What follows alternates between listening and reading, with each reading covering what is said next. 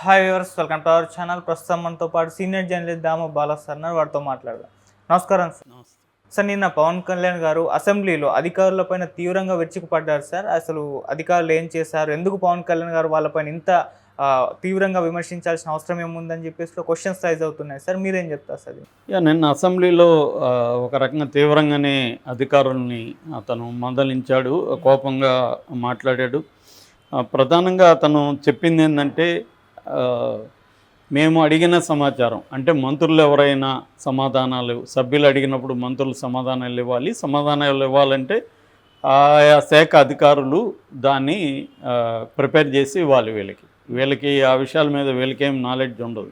Okay. So వీళ్ళు దాన్ని, ఎందుకంటే డేటా కానీ ఏదైనా కూడా వాళ్ళే ఇవ్వాలి. వాళ్ళు సమగ్రంగా ఇవ్వట్లేదు అనేది పవన్ కళ్యాణ్ ప్రధాన ఆరోపణ. ఇంకొక రకంగా చెప్పాలంటే, మేము దోపిడీ జరిగిందని చెప్తున్న ఏరియాల్లో వీళ్ళు మేము 10 రూపాయలు దోపిడీ జరిగిందంటే వీళ్ళు 2 రోజులు జరిగింది అన్నట్టుగా ఇస్తున్నారు, 10 రూపాయలకి ఇవ్వట్లేదు అన్న ధోరణిలో కూడా ఆయన మాట్లాడాడు. అంటే ఇక్కడ అసంతృప్తి ఏం కనబడుతుందంటే, జగన్ పెద్ద ఎత్తున దోపిడీ చేశాడు అనేది వాళ్ళ నిరూపించాలి. వీళ్ళు ప్రతి రంగంలో తెలుగుదేశం కూటమి ఇప్పుడు చేస్తున్న పని ఏంటంటే, రాష్ట్రాన్ని దివాలా తీయించాడు జగను, రాష్ట్రాన్ని నాశనం చేశాడు. ప్రతి రంగంలో కూడా అవినీతి జరిగింది, డబ్బులు తినేశారు అనేది ప్రజలకు నిరూపించాలి. డబ్బులు లేదు, రాష్ట్రం దివాలా తీసేసింది కాబట్టి మేము పథకాలు అమలు చేయలేకపోతున్నాం అనేది చెప్పాలి. అది ప్రధాన కర్తవ్యంగా కనిపిస్తుంది. అట్లాగే పరిశ్రమలు రాలేకపోవడానికి కూడా జగనే కారణం. పరిశ్రమలు అంటే అభివృద్ధి, సంక్షేమం, ఈ రెండు మేము చేయలేకపోతున్నాం, దీనికి జగనే కారణం అనేది తీసుకురావాలి. ఇది తీసుకురావడానికి వైట్ పేపర్స్ని మొదలుపెట్టారు, శ్వేతపత్రాలని. ఇప్పటికీ 8 శ్వేతపత్రాలని తీసుకొచ్చారు. లేటెస్ట్గా మద్యం మీద శ్వేతపత్రం పెట్టారు. ఓకే. సేమ్ మనకి ఇదే ధోరణి తెలంగాణలో కూడా కనిపిస్తుంది. తెలంగాణలో కూడా ఒక్కొక్క రంగం శ్వేతపత్రాలు వదిలారు, దాని మీద మళ్ళీ కమిషన్లు వేశారు, దాని మీద కేసులు పెట్టడం మొదలుపెట్టారు. ఇదే మెథడు చంద్రబాబు కూడా ఫాలో అవుతున్నాడు. ఎందుకంటే అక్కడ సిమిలర్గా, ఇక్కడ 6 గ్యారంటీలు అంటే అక్కడ సూపర్ 6 అన్నాడు చంద్రబాబు. ఆల్మోస్ట్ కాంగ్రెస్ మేనిఫెస్టోనే తీసుకొచ్చాడు. అట్లాగే జగన్ గతంలో అమలు చేస్తున్న వాటిని అన్నిటినీ పెంచిస్తామన్నారు. పెన్షన్ జగన్ 3,000 ఇస్తే నేను 4,000 ఇస్తానన్నాడు. 13,000 రైతులకి ఇస్తే నేను 20,000 ఇస్తానన్నాడు. తల్లికి వందనం ఒకరికైతే నేను ఎంతమంది ఉంటే అంతమందికి ఇస్తానన్నాడు. ఇలాగ పెంచుకుంటూ వచ్చాడు ప్రతిదీ. దాన్ని ప్రజలు నమ్మారు. ఎప్పుడైనా ఎవరికైనా ఆశ ఉంటుంది కదా. ఇప్పుడు 3,000 వచ్చేది 4,000 వస్తే ఆ ముసలి వాళ్ళకి హ్యాపీగా ఉంటుంది. ఇంకొక 1,000 రూపాయలు వస్తున్నాయి నెలకి, ఎవడుంటే ఏముంది అనేది జనాలకి అలా అలవాటు చేశాడు. ఎవడు పరిపాలిస్తే మనకేం వస్తుంది అనేది ఎవడికి వాడు ఇప్పుడు చూసుకుంటున్నాడు. కాబట్టి రాష్ట్రము, అభివృద్ధి, పరిపాలన ఇవన్నీ ఎవరికి అనవసరం. ఓట్లు వేసేవాళ్ళకి నాకేంటి, నాకు లాభమా నష్టమా, జగన్ ఉంటే లాభమా చంద్రబాబు ఉంటే లాభమా అన్న క్వశ్చన్కి చంద్రబాబు ఎక్కువ హామీలు ఇచ్చాడు కాబట్టి జరిగింది. సో ఈ క్రమంలో ఇప్పుడు వీళ్ళ ఏం ప్లాన్ చేస్తున్నారంటే, వాళ్ళకి ముందే తెలుసు, వీళ్ళకేమీ కొత్త ఏం కాదు. పవన్ కళ్యాణ్ గవర్నెన్స్కి కొత్త కావచ్చు కానీ చంద్రబాబు కొత్త కాదు కదా. చంద్రబాబుకి ఇవన్నీ తెలుసు. చంద్రబాబు చెప్పడా పవన్ కళ్యాణ్కి. రెండోది, పవన్ కళ్యాణ్ కూడా కొత్తగా ఇప్పుడే రాజకీయాల్లోకి రాలేదు. మినిమం 2008 నుంచి కూడా ఆయన రాజకీయాల్లో ఉన్నాడు. అంటే 14 ఇయర్స్ నుంచి ఆయన రాజకీయాల్లో ఉన్నాడు. ఆయన పార్టీ పెట్టి కూడా 10 ఇయర్స్ అయింది. కాబట్టి ఆయనకేమీ తెలియదని కూడా మనం అనుకోలేం. ఆయన ఎప్పుడు చూసినా పుస్తకాలు చదువుతూ మనకు ఫోటోల్లో కనబడుతుంటాడు. ఎంతంత ఫైల్స్ వేసుకొని ఫోటోలు దిగుతూ ఉంటాడు. ఆయన రకరకాల పుస్తకాలను కూడా పెట్టి మరీ చూపిస్తూ ఉంటాడు, ఏ పుస్తకాలు చదువుతున్నానని. మరి ఆయనకి తెలీదా ఇవన్నీ? సో ఇవాళ అందుకని వీళ్ళంతా ఇప్పుడు ఏంటంటే, మనం అనుకున్నంత దోపిడీ వీళ్ళు చూపించట్లేదే అనే ఒక ఆక్రోశం అధికారుల మీదకి వెళ్తుంది. సో అధికారులు ఏం చేస్తారు, ఉన్న డేటాని ఇస్తారు వీళ్ళకి. సో మేము అడిగిన డేటా ఇవ్వండి అంటే, మీరు అడిగిన డేటా దానికి సూట్ అవ్వాలి కదా. సో ఇక్కడ రాగానే వీళ్ళ అధికారుల మీద ఈ ప్రభుత్వం తీవ్రంగానే ప్రెజర్ చేస్తుంది. ఎందుకంటే గతంలో ప్రభుత్వ ఉద్యోగులు, టీచర్లు వీళ్ళందరూ జగన్ని వ్యతిరేకించి ఈ ప్రభుత్వాన్ని తీసుకొచ్చారు. ఇప్పుడు వీళ్ళకి ఈ ప్రభుత్వం వచ్చినా కూడా ఆల్రెడీ ఉద్యోగుల్లో స్టార్ట్ అయింది. వాళ్ళే మేలుగా ఉన్నారు, కనీసం వాళ్ళు మనకి ఇంత ఘోరంగా ట్రీట్ చేయలేదు, వీళ్ళు వచ్చిందే మన మీద దౌర్జన్యాలు చేయడం మొదలుపెట్టారు, మనల్ని బండబూతులు తిడుతున్నారు, ఏమి చేయలేని పరిస్థితి అనే ఆవేదన మొదలైంది. సో అది ఇప్పుడు పవన్ కళ్యాణ్ డైరెక్ట్గా అసెంబ్లీలోనే ఎక్స్ప్రెస్ చేశాడు అధికారుల మీద.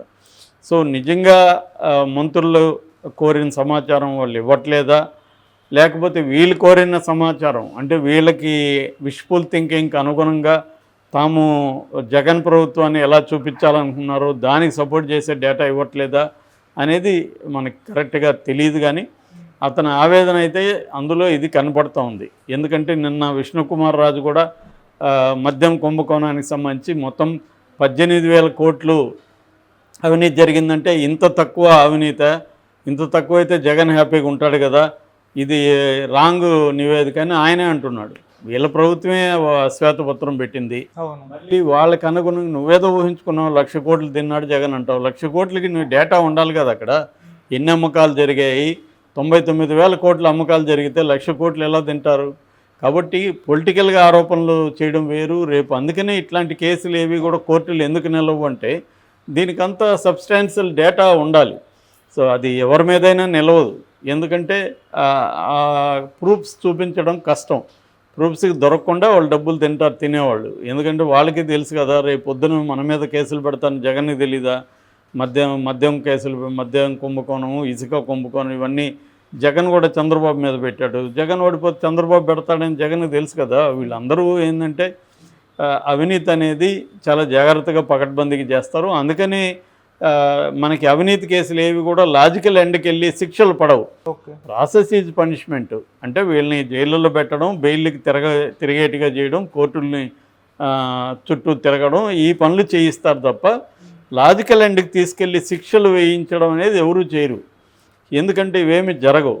కాబట్టి ఇక్కడ పవన్ కళ్యాణ్ మేబీ అతనికి తను అనుకున్నట్టుగా ఏమి జరగలేదని ఒక కోపం ఉన్నట్టుగా ఉంది.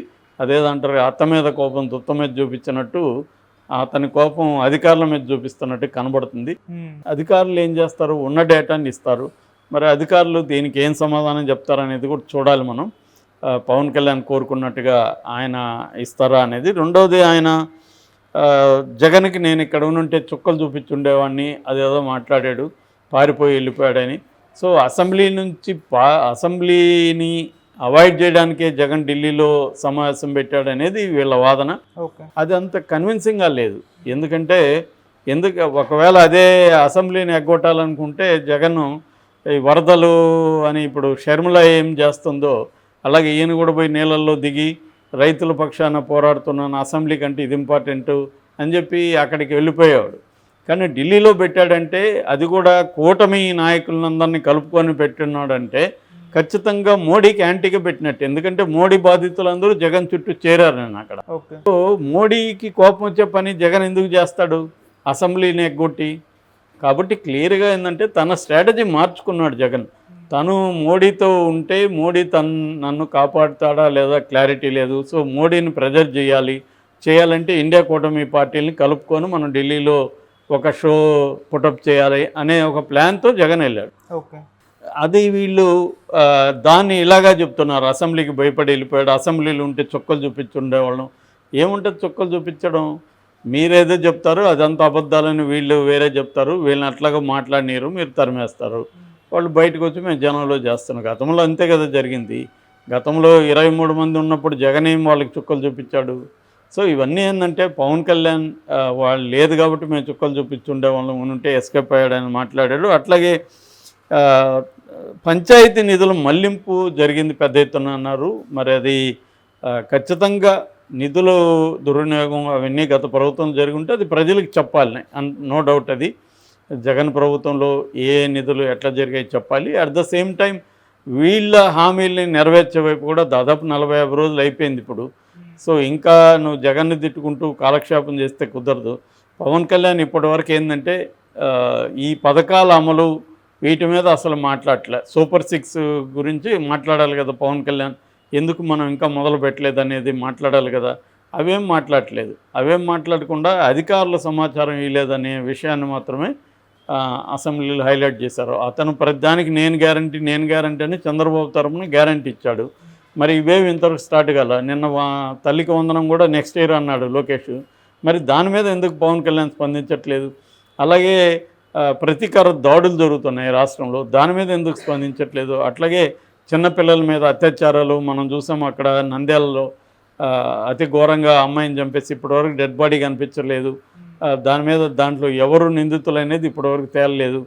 అక్కడ లాకప్ డెత్ జరిగింది. నిన్న కూడా ఒక రిటైర్డ్ టీచర్ని దారుణంగా ఒంగోలు చంపారు. ఇలాగ రోజుకి ఒకటో రెండో ఘోరమైన కృత్యాలు జరుగుతుంటే పవన్ కళ్యాణ్ ఎక్కడా కూడా స్పందించట్లేదు.